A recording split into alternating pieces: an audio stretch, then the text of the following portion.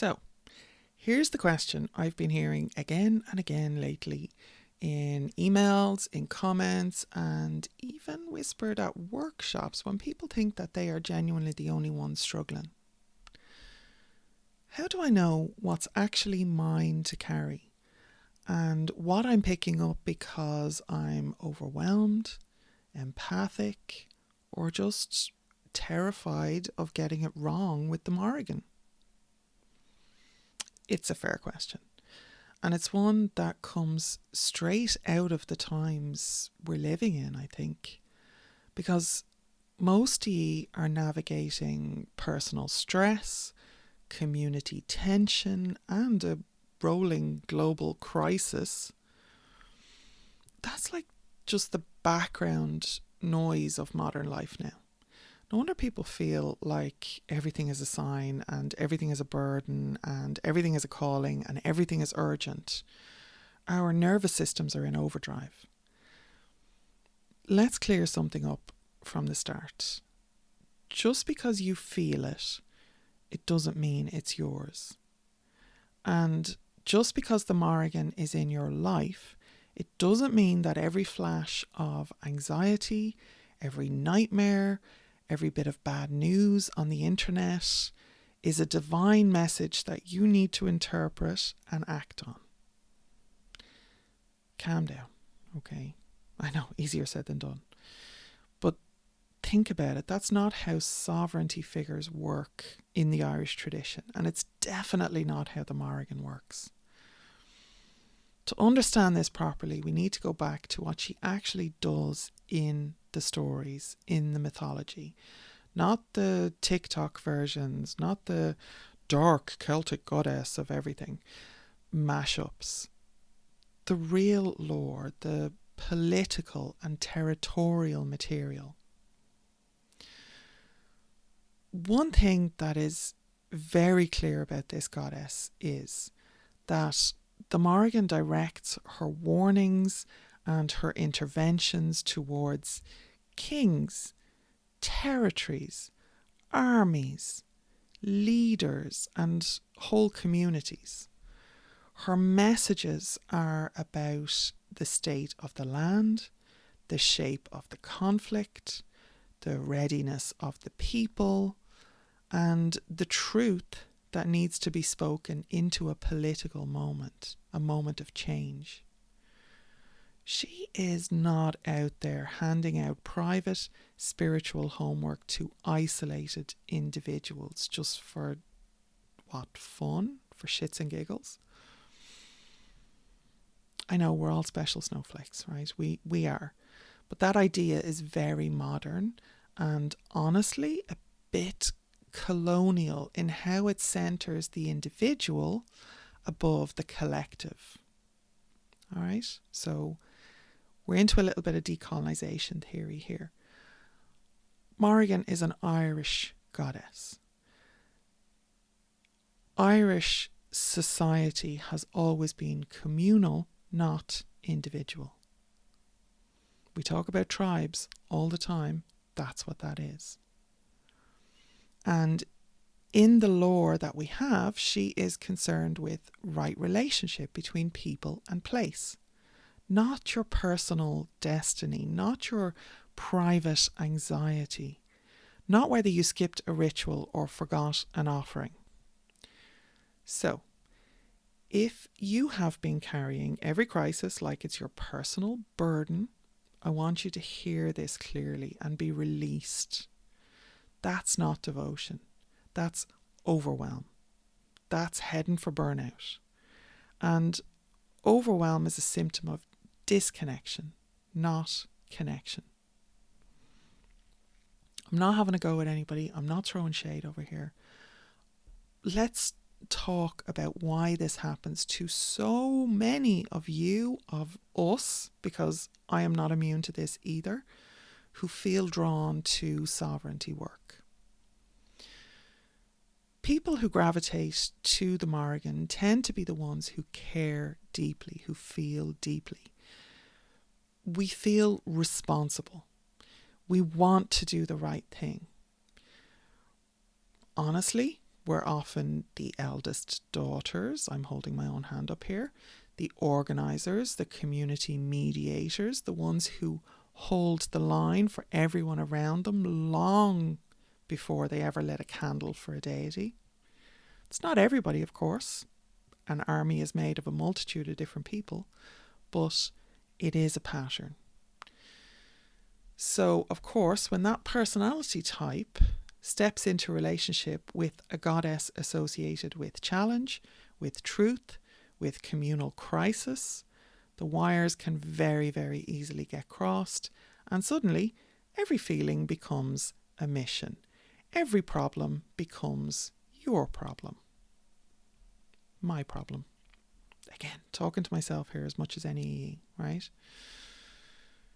But here's the bit that most people never hear. She doesn't want you drowning in responsibilities that were never yours. If she has work for you, it's often first sort your shit out, your personal stuff, so that you're fit for duty, right? But a sovereignty goddess is interested in you claiming your power, and all of us collectively claiming our power, again, rather than individually. She doesn't necessarily care that Sarah in Minnesota has to have her particular sovereignty or get out of a bad relationship or do whatever she needs to do. It's not that level of it. It's that she wants us collectively claiming our power, not collapsing under pressure. How is that useful to her? This is where I want to bring in one of our intensive students, I won't name names, who has been very dedicated, very devoted, who shared something that rings through my head anytime somebody asks me this question. This person talked about joining a local activist crew, supporting queer and trans folks in a very hostile environment. I know this is a story common to many of you who are listening to this. And they realised that they were carrying the weight of the entire political movement on their back. Every headline felt like a personal omen. Every legislative threat felt like a divine warning that they were supposed to fix by themselves. But as they kept doing the work,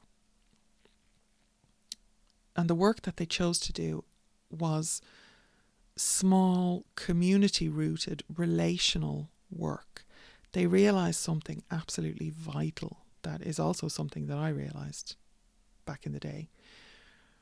The Mórrígan wasn't asking them to carry everything. She was asking them to stay connected, to stay aligned, and to take actions that were theirs. Not all actions, their own actions. And they said it beautifully, and if you're listening, please forgive the quote, again, not naming any names, but they said the work was communal, not solitary. And once they had stopped carrying what wasn't theirs, they could actually do the part that was. And that is the shift that we're after. So how do you tell what's yours and what's not in practical terms when you're in the middle of all this overwhelm, right? I want to give you some really practical advice here. Take a breath. Start with this. If it isolates you, it's probably not yours. If it calls you to community, it might be. If it destroys your well-being in any way, it's not sovereignty. If it strengthens your boundaries, your clarity, or your courage, it probably is. Please hear me, my friends, my tua, my students, random person who stumbled across this podcast and doesn't know me from anyone.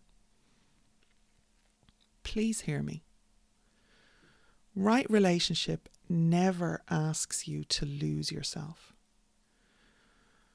It expects you to stand in yourself, in your own power.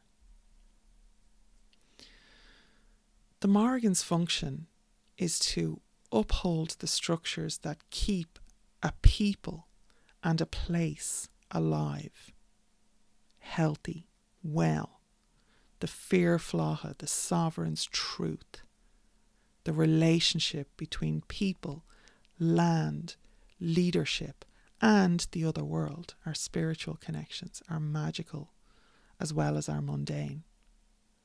Now, think about that. She is concerned with survival in the broadest sense: ecological, political, social, territorial, communal. Her messages are scale-based. They are not, never, ever, ever, your personal to-do list.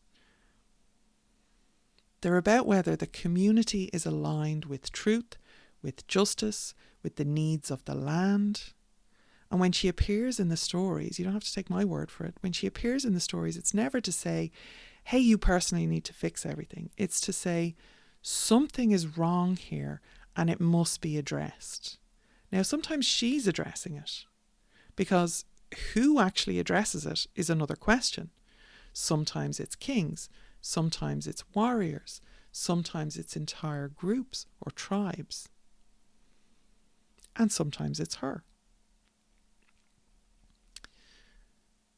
She is not, though, a one-to-one spiritual life coach. She's a structural force.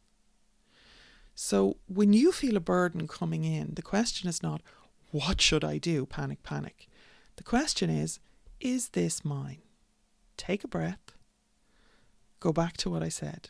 If it isolates you, it's probably not yours. If it destroys your well-being, it's not sovereignty. So, is this mine? Let's make it even easier, because I'm all about this. Again, life is hard right now, so let's make it even easier with your micro practice for today, for this week. It's a quick exercise that I teach in workshops when people are spiraling under the weight of everything that they think they're supposed to hold. I call it the 3 buckets. You pick one thing that's weighing on you right now, just one. Something you have been carrying around like a stone in your stomach. Pause the audio here and take some time to actually figure out what that is. Feel it. Feel the weight of it. Now, when you're back, ask yourself 3 questions. Is this mine to carry alone? Is this mine to carry with others? Or is this not mine at all? Those are the 3 buckets, right? Most people are shocked when the thing that they've been dragging around lands right into that 3rd bucket. It's not mine at all. Somebody else's expectations, somebody else's conflict, somebody else's political meltdown, somebody else's drama dressed up as a spiritual emergency because they are not taking care of their own shit. When you sort your burdens honestly, and again, start with just one, but you can approach anything that's weighing you down in this way. Try 1 per day this week. Keep a journal. Track it. Make sure that you actually have a record of what you're doing, because you will progress and you won't understand how far you've progressed unless you can look back over your record. But when you sort your burdens honestly, sovereignty becomes much, much clearer. Here's your win for today. You will feel your energy stop leaking. You will feel your attention coming back to your own center. You'll feel like you can breathe again. You'll feel that overburdened sense of responsibility shrinking down to the size it's actually meant to be. And again, there are 3 buckets. Not all of them are, not yours. But once you put whatever is that weight that you've been carrying, once you put that into the right bucket, the responsibility of it shrinks down to exactly where it's meant to be. That's alignment. It's not obedience. It's not perfection. It's not you saving the world, some kind of white savior nonsense. It's alignment. And then you take out your journal, and your journal prompt, if you're working along with these episodes, and please do, because I'm, putting the material out there, you may as well use it for free. This is free counselling, free advice, free spiritual guidance, one-on-one from a person whose, personal consultation rates are quite expensive. But I do the podcast to make sure everybody has access. So your journal prompt is, what burden have I been carrying that was never mine to begin with? And if you struggled with even figuring out what that one thing that's weighing you down is, spend some time with your journal and try and free write it maybe, go back and circle over things, look for patterns, right? What burden have I been carrying that was never mine to begin with? Give yourself the grace to let yourself tell the truth. There is no shame in putting something down that was never yours.